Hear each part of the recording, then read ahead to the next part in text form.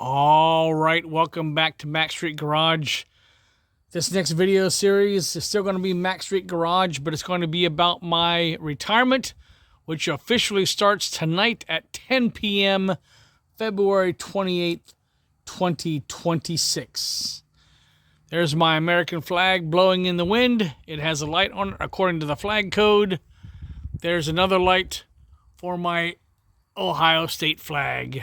So all videos from this point out are going to be based on my Comet, my Jeep, any other projects I'll be doing around the house here at Mac Street for my retirement. I'm going to enjoy life one day at a time, do things that I've always wanted to do, and go places I've always wanted to. I'm going to enjoy life. So stand by for some good videos.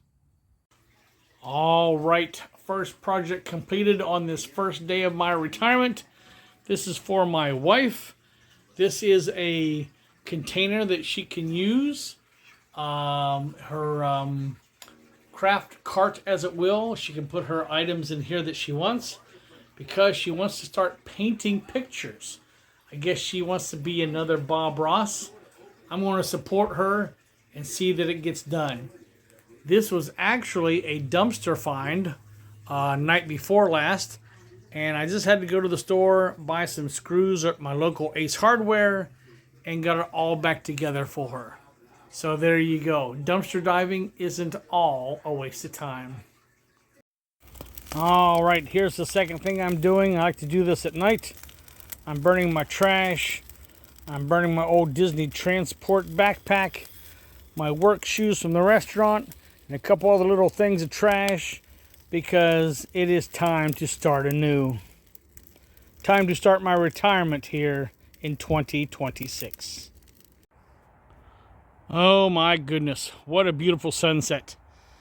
Welcome back to Mac Street Garage, ladies and gentlemen. This is the first full day of my retirement, 2026. And let's start a new video series with some new attention to detail. Now, anytime you're working on a classic vehicle, and it doesn't get much more classic than a 1947 Jeep CJ2A, you run into a lot of issues that, upon deeper inspection, you realize you did not know that you did not realize. Does that make sense? Anyway, what I did was I took my floor jack, working in the sand, jacked up the front end, going off the front differential. Of course, that only brings up the passenger side wheel. Got it up high enough, put this support structure that I built out of 2x4s under the bumper. It'll hold just fine. Took the wheel off. And of course, chalked the back wheel. Let the jack down over to under the springs, started jacking that side up, and it started rolling backwards, so a chalk block behind the wheel. But anyway, got it up high enough. Put the other support that I made underneath that. You can see that one's tilting a little bit because on the bottom, you can see the termites have gotten to it because I did not use pressure treated wood. Of course, I shouldn't have left them laying on the ground. That's kind of my own fault. I am going to take those apart, save the screws, build newer, better ones. This time I might use 4x4s instead of 2x4s just to make it stronger, and they'll be pressure treated to last longer. All right, here are the two rims off of the front of the Jeep. And you see my can of Easy Off in the middle. I'm going to use that to strip the paint from the rims. I can use that better than the other aircraft remover that's 4 times as expensive. I just might have to work at it a little harder, that's all. Now, one thing I did not do, and I didn't even realize this is this one rim is different than the other 3 that I have. Yes, the spare, the 2 back, this one. This one, I believe, is the old style split rim, because you can see the bolts that are going through this rim. I don't want this rim. I don't want anything to do with that rim. If anybody wants it, I'll give it to you for free. If you want it shipped, you got to pay for the shipping. Whoever comes to my house picks it up and gets it off to your house, or you can stop by and get it. You'll just have to let me know. I will break down the tire and the tube off of the rim, clean it up a little bit, but I'm not going to put a lot of effort into it. All right, so let's get to the one that I am going to put effort into. And this is the 616 tire, 16 rim, 4.5 opening for the front hub, and 5.5 from this one to this one. So a 5.5 width and a 4.5 inch diameter. I don't even know what I want to say. I'll figure it out. But anyway, I'm not going to put my phone anywhere near this Easy Off oven cleaner. I don't want it to damage the screen or the phone. So I'm going to put the phone in my back pocket and spray away. Stand by. All right. Well, it has a nice lemony smell. I'm going to go ahead and let that sit for, I'm going to give it 15 minutes. I'm going to go get my scraper, see if it helps take it off.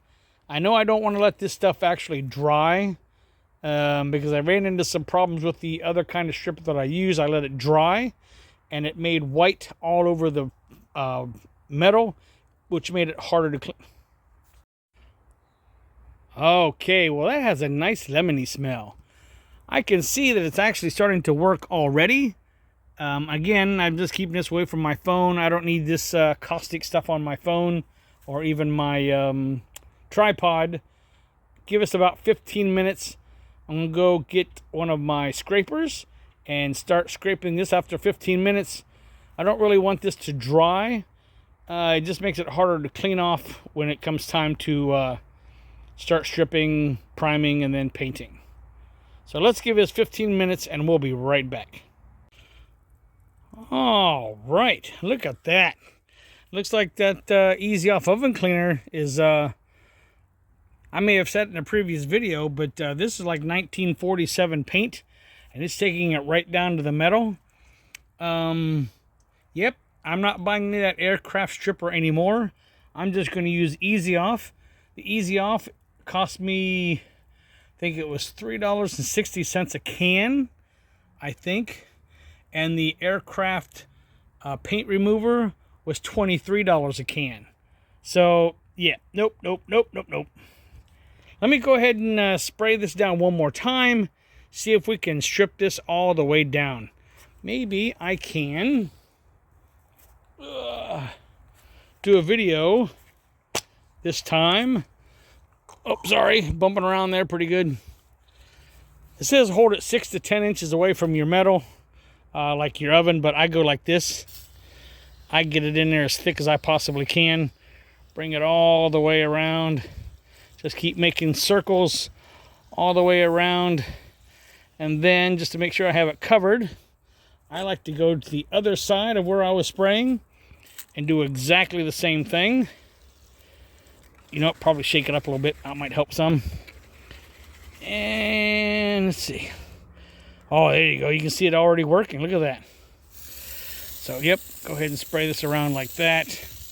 Make sure I get all the inside. And this is only the one side. I still haven't done the back side yet.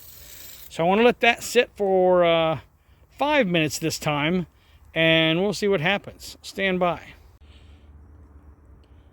Okay.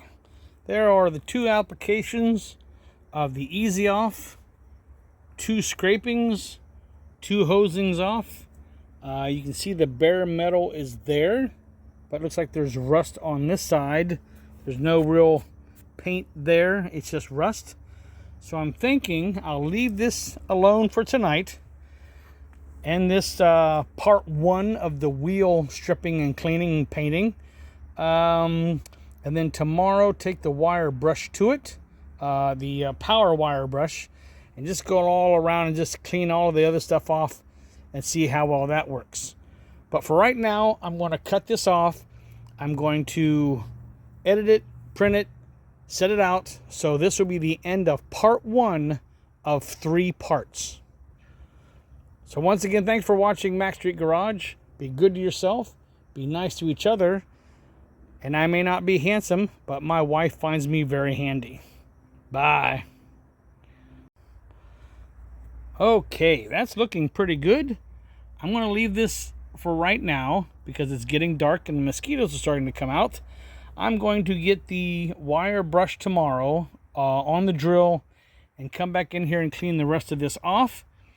and then it'll be ready for priming and painting. So this is the end of part 1.